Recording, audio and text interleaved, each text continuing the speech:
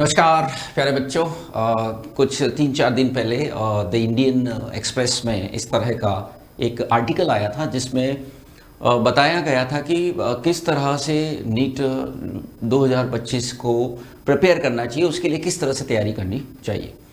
तो क्या है इस नीट पर जो आधारित रिपोर्ट थी उसकी सच्चाई, और क्या इससे हमें ऐसा कोई हिंट मिलता है या इस तरह का कुछ इस रिपोर्ट में कहा गया है कि नीट 2025 कठिन होगा। ये सारा एनालिसिस आज इस शॉर्ट वीडियो के माध्यम से मैं आप तक शेयर करना चाहता हूं। तो देखिए, द इंडियन एक्सप्रेस के अंदर ये जो आर्टिकल लिखा गया था उसके जो ऑथर हैं वो खुद एक बेसिकली ऑनलाइन कंपनी है जो कि बेसिकली जुड़ी हुई है स्टडी मटेरियल से। ठीक है, सो ई कॉमर्स कंपनी है जो कि स्टडी मटेरियल प्रोवाइड कराती है ऑनलाइन। तो ये उनके पर्सनल विचार थे बेसिकली, है ना। क्योंकि देखो, जैसे न्यूज़पेपर होते हैं उसमें अलग अलग कॉलम होते हैं, तो वहाँ पर अलग अलग गेस्ट एडिटर जो होते हैं उनसे उनके विचार मांगे जाते हैं। तो नीट 2025 के बारे में उन्होंने एक जनरल बातचीत की है कि किस तरह से इंडिविजुअल सब्जेक्ट को प्रिपेयर करना चाहिए और कैसा पेपर आ सकता है। इस बारे में कोई डायरेक्ट उसमें नहीं कहा गया है, लेकिन हाँ बस इतना ही कहा गया है कि जो पेपर है उसमें आपको तैयारी करनी है तो कैसे करनी पड़ेगी। कॉम्पिटिटिव एग्जाम हो गया है, काफी ज्यादा लोग बैठते हैं, इस तरह का पूरा आर्टिकल मैंने उसको देखा है। तो उसका जो सार निकल कर आता है वो ये है कि उसमें बताया गया कि अलग अलग सब्जेक्ट को हमको कैसे प्रिपेयर करना है और किन टॉपिक्स पर ध्यान देना चाहिए। तो वो ठीक है, जो कोई भी एजुकेशन से जुड़ा हुआ व्यक्ति होगा वो अपने विचार इस तरह के रख सकता है। और नीट से जैसे हम लोग भी अपने विचार अक्सर रखते रहते हैं कि किस तरह का पेपर आ सकता है या क्या क्या टॉपिक आपको तैयार करने चाहिए, बस उसी तरह का।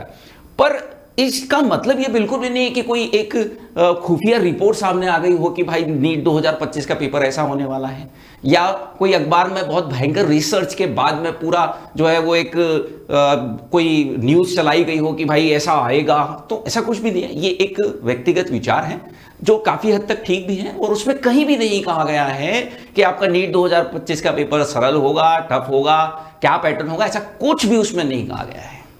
तो सर ये इतनी खबर वायरल कैसे हो गई और इस तरह के हेडिंग के साथ में कैसे दिखाई देने लगी कि टफ आएगा और ये सिद्ध हो गया है और ये कंफर्म हो गया। तो ऐसा कुछ भी नहीं है। आप इन सब बातों से अपने दिमाग को असंतुलित ना करें, फोकस होकर के तैयारी करनी चाहिए। एनसीईआरटी बेस्ड हो सकता है पिछले साल के जो भी घटनाएं हुई हैं उसके बाद कुछ हल्का फुल्का चेंज पेपर पैटर्न में आए जो आज की डेट में कोई प्रिडिक्ट नहीं कर सकता। संभावना फिर भी मैं कहूंगा कि 80 से 90% तक पेपर समान रहने की ही है। कुछ प्रश्न हो सकता है थोड़े से बेहतर आ जाए, पर वो भी एक पॉसिबिलिटी है, अभी कुछ गारंटी नहीं कहा जाता। इवन इस रिपोर्ट में भी कहीं नहीं कहा गया है कि इस तरह का होगा। एक्चुअली उसके कुछ हिस्से को तोड़ मरोड़ करके, वही जैसा मैं हर बार बोलता हूं, व्यूज के चक्कर में, और कुछ भी नहीं है।